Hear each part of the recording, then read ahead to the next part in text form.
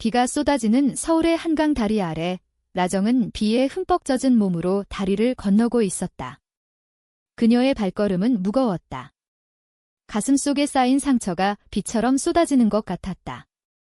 너 같은 애는 우리 집에 필요 없어. 당장 나가. 어머니의 그 날카로운 외침이 아직도 귓가에 맴돌았다. 라정은 20살, 세상이 그녀를 버린 지 겨우 석 달째였다. 가족의 차가운 시선, 이웃들의 수군거림, 그리고 그 모든 것이 그녀의 그런 사랑 때문이었다. 레즈비언이라는 단어조차 한국 사회에서조차 제대로 발음되지 않는 숨겨진 죄악처럼 여겨지는 그 정체성. 그녀는 고아처럼 길거리를 헤매며 한강의 검은 물결을 바라보며 생각했다. 이게 끝인가? 그 순간 다리 난간 너머에서 날카로운 비명소리가 터져나왔다. 아! 제발 떨어지지 마. 라정의 시선이 번개처럼 그쪽으로 쏠렸다. 다리 아래 콘크리트 제방에 젖은 비포장길이 미끄러운 비로 인해 한 소녀가 미끄러져 가고 있었다. 소녀의 팔에는 작은 아기가 안겨 있었고 그 아기는 울음소리조차 내지 못할 만큼 추위에 떨고 있었다. 소녀는 16살쯤 되어 보였다. 교복이 비에 젖어 몸에 달라붙었고 얼굴은 창백했다. 그녀는 필사적으로 제방의 철책을 붙잡으려 했지만 손이 미끄러지며 몸이 기울었다.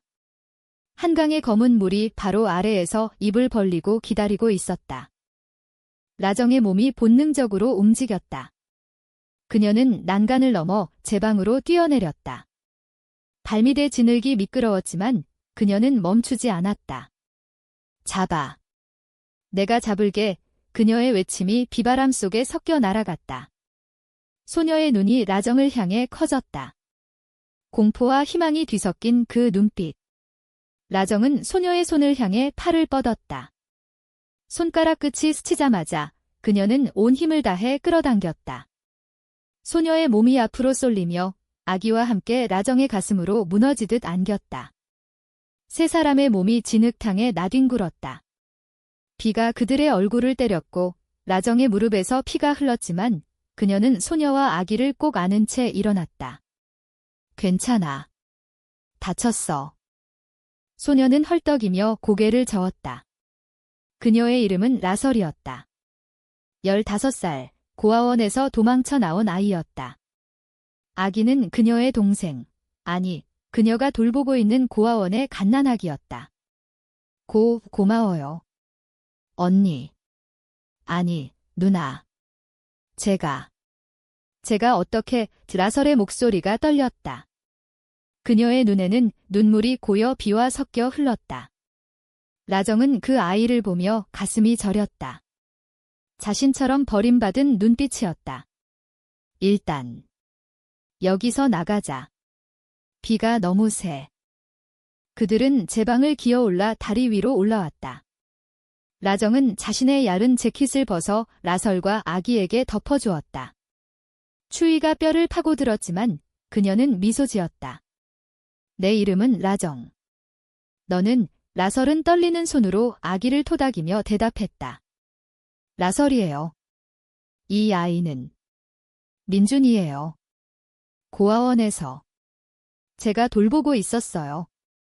그런데 도망쳤어요. 집으로 가고 싶었는데 그녀의 말끝이 흐려졌다. 라정은 그 말을 듣자마자 무언가 익숙한 느낌이 들었다. 라설이라는 이름, 그리고 그 성씨. 하지만 그녀는 고개를 저었다. 지금은 그럴 때가 아니었다. 그들은 근처의 포장마차로 피신했다. 한강변의 작은 포장마차, 비가 내리는 밤의 불빛이 따뜻하게 빛나는 그곳. 주인 아저씨가 김이 모락모락 나는 뜨끈한 국물을 내왔다.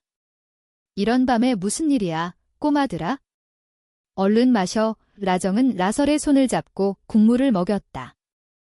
아기는 라설의 품에서 조용히 잠들었다. 그 순간 라설이 속삭였다. 누나, 왜 날 구한 거예요? 낯선 사람인데. 위험했잖아요. 라정은 창밖비를 보며 대답했다. 나도. 버림받았으니까. 누군가 날 구해줄 사람이 없었으니까. 너처럼 보이는 애를 그냥 둘 수 없었어. 포장마차의 불빛 아래 라정은 자신의 이야기를 조금 털어놓았다. 가족의 배척, 직장에서의 괄시, 그리고 서울의 차가운 거리에서 홀로 버티는 삶. 그녀는 레즈비언으로서의 고백을 하지 않았다. 아직은. 하지만 라설의 눈빛은 이해하는 듯 했다. 저도 가족이 없어요. 엄마가 저를 버렸대요. 고아원에서 들었어요. 너는 실수였어라고. 라설의 목소리가 갈라졌다. 라정은 그녀의 어깨를 감쌌다. 그 따뜻함이 오랜만에 느껴지는 감정이었다. 비가 그치지 않는 밤, 두 사람은 서로의 상처를 공유하며 밤을 보냈다. 다음 날 아침, 라정은 라설을 데리고 작은 원룸으로 향했다. 그녀의 집은 서울 변두리의 낡은 다세대 주택, 월세가 밀린 지 오래된 곳이었다. 여기서 좀 쉬어. 내가 일 좀 하고 올게. 라정은 카페 알바를 하며 생계를 꾸렸다.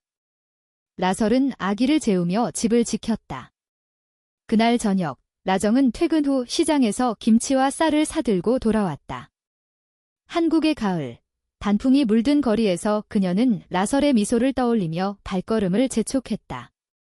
집에 도착하자 라설이 문을 열었다. 누나. 민준이가 웃었어요. 처음으로 그 말에 라정의 가슴이 벅찼다. 그들은 함께 저녁을 먹었다.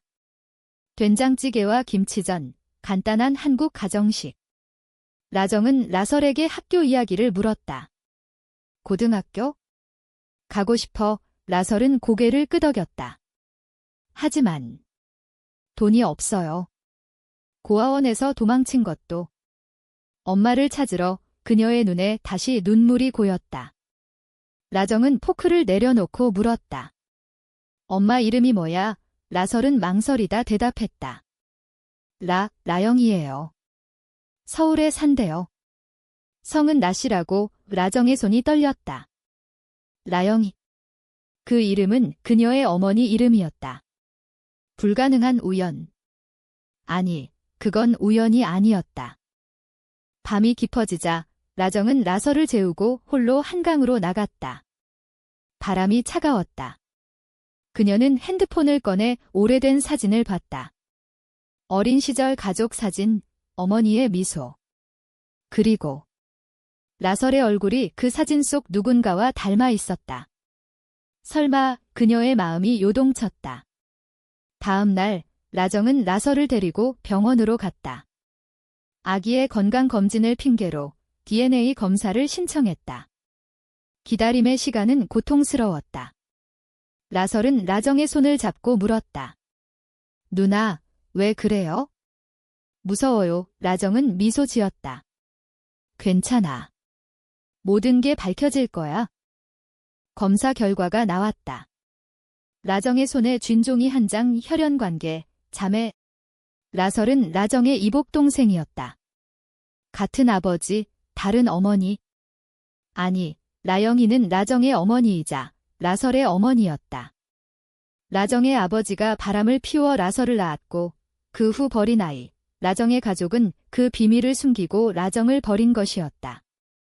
충격이 라정을 덮쳤다. 왜 나한테 말하지 않았어? 엄마, 그녀의 외침이 병원 복도에 메아리 쳤다. 라정은 병원 벤치에 주저앉아 종이를 쥔 손을 떨었다. 라설은 그녀 곁에 앉아 조심스럽게 물었다. 누나. 이게 무슨 뜻이에요? 라정은 눈물을 삼키며 대답했다. 너는 내 동생이야.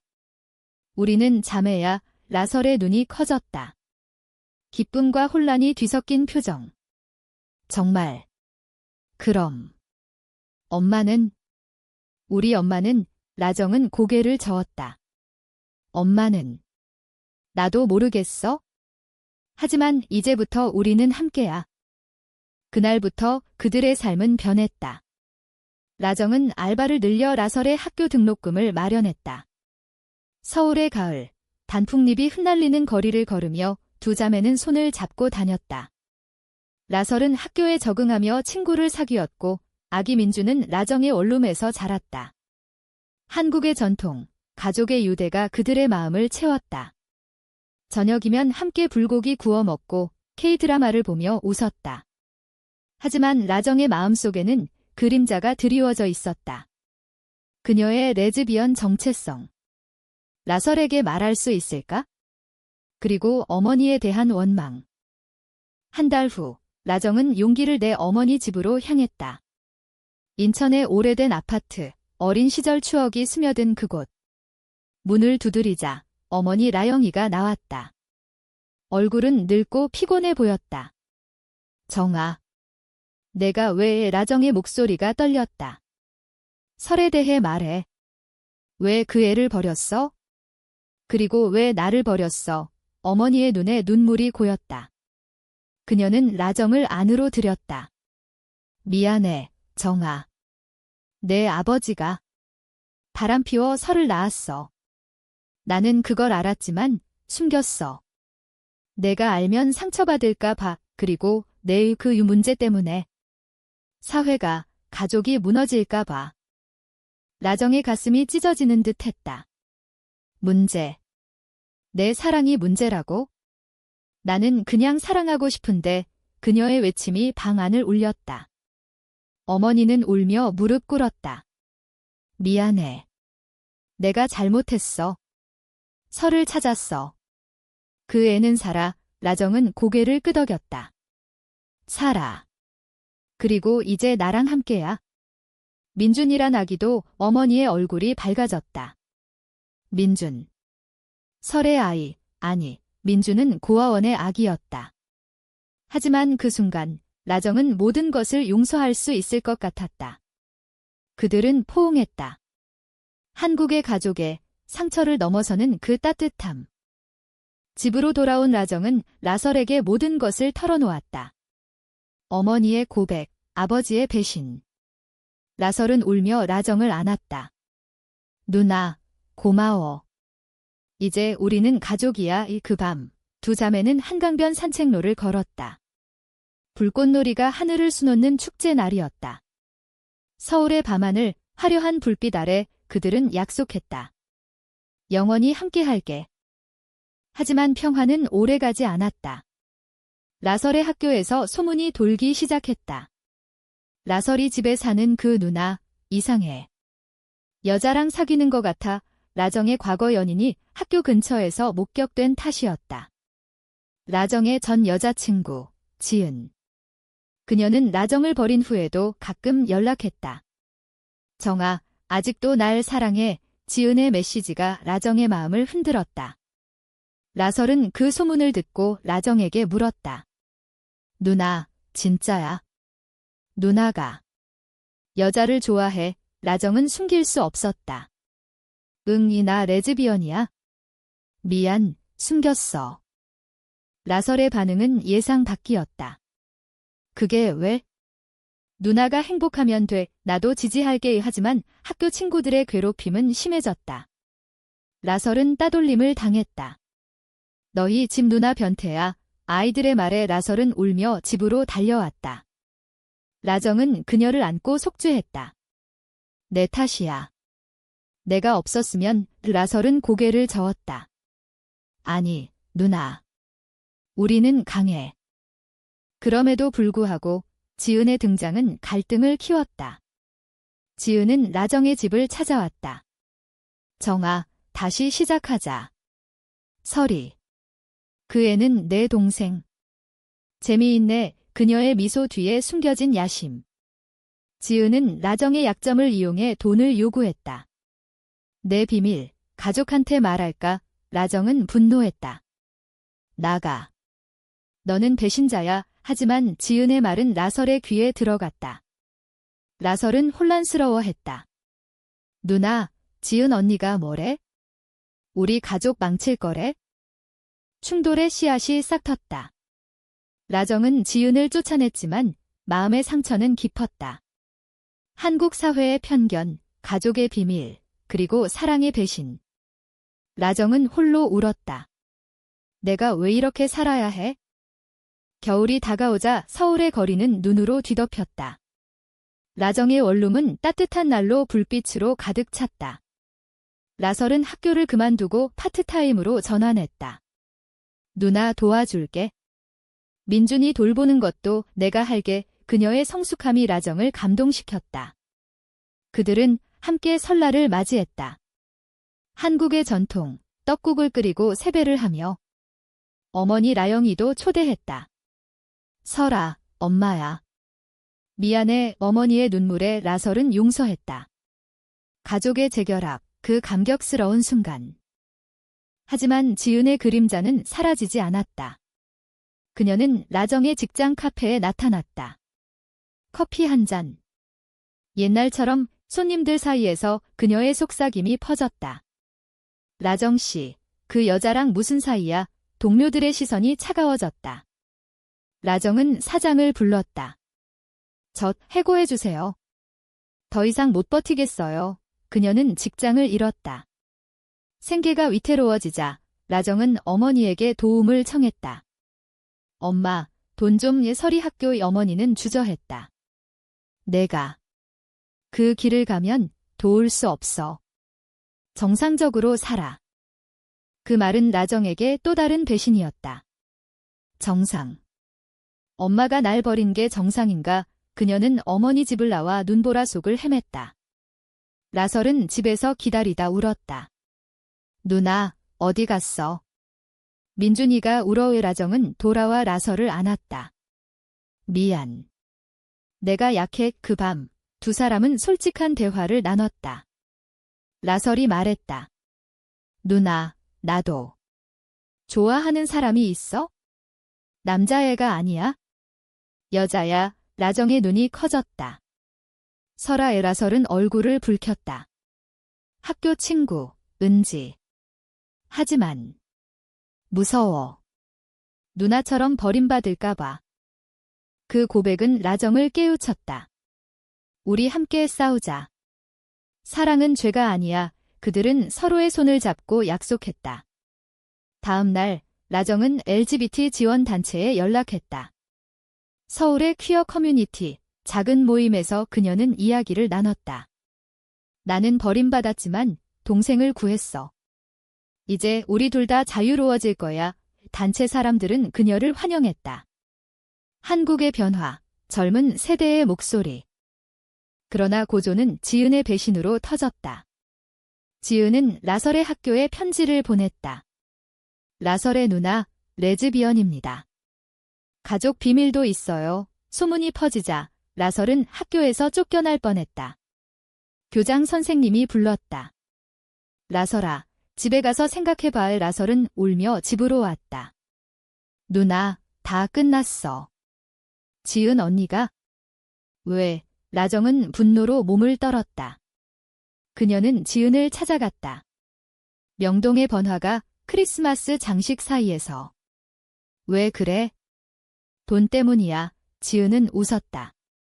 사랑. 그건 환상이야. 너처럼 약한 애가 살아남아. 라정의 주먹이 날아갔다. 아니, 그녀는 참았다.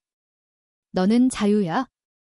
하지만 난 싸울 거야. 그녀는 경찰에 신고했다. 협박죄. 지은은 체포됐다.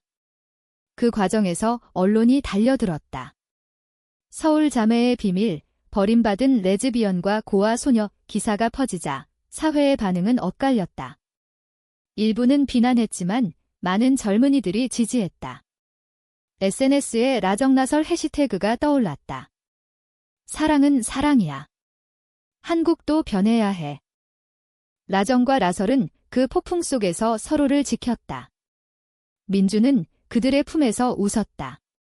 어머니는 병원에서 라정을 찾아왔다. 정아, 미안해. 내가 잘못했어. 이제 받아줄게. 용서의 순간 눈물이 흘렀다. 하지만 라정은 말했다. 엄마, 사랑을 인정해. 그게 가족이야. 봄이 왔다. 벚꽃이 서울 거리를 물들였다. 라정은 새로운 직장을 찾았다. 퀴어 카페, LGBT 커뮤니티가 운영하는 작은 가게. 여기서 일하면 돼은의 이야기, 사람들한테 힘줄 수 있어. 라설은 학교로 복귀했다. 은지와의 로맨스도 시작됐다. 누나, 은지가 날 좋아해. 진짜로? 라정은 미소 지었다. 행복해져, 설아. 가족은 재결합했다. 어머니의 집에서 한식당을 열었다. 라씨 식당. 메뉴는 김치찌개와 비빔밥. 한국의 따뜻한 맛. 민주는 이제 걸음마를 시작했다. 라정은 지은의 재판에 증언했다. 그녀는 배신했지만 나는 용서할게. 모두가 변화할 수 있어. 지은은 눈물을 흘리며 사과했다. 미안해, 정아. 나도 상처받았어. 고조의 여파로 라정은 책을 썼다. 버림받은 자매의 이야기. 출간 후 베스트셀러가 됐다. 인터뷰에서 그녀는 말했다. 한국 사회는 변하고 있어? 사랑의 형태가 다양해도 가족은 가족이야. 라설은 대학에 진학했다. 사회학과 미래를 꿈꾸며. 여름, 한강 축제에서 라정은 새로운 사랑을 만났다. 단체 모임에서 만난 수진. 내 이야기, 읽었어. 용기 있어. 그들의 첫 데이트는 여의도 공원, 불꽃놀이 아래. 부드러운 키스, 감정의 교차. 나도 레즈비언이야. 함께 가자. 라정의 마음이 녹았다. 하지만 결말은 완벽하지 않았다. 어머니의 건강이 나빠졌다. 암 진단. 병실에서 라영이는 속삭였다. 정아, 설아. 미안해. 사랑해. 그녀는 평화롭게 떠났다. 장례식, 한국의 전통 상례. 검은 한복을 입은 자매는 서로를 안고 울었다. 엄마, 이제 자유로워. 그 상실은 그들을 더 강하게 만들었다. 시간이 흘러 라정과 라설은 한강변에 작은 집을 샀다. 민주는 입학했고 수지는 라정의 파트너가 됐다. 라설과 은지는 결혼을 꿈꿨다. 한국의 법이 변한 덕에 동성 커플의 미래가 열렸다. 라정은 창가에 서서 한강을 봤다. 우리는 구원받았어. 서로를 구했지?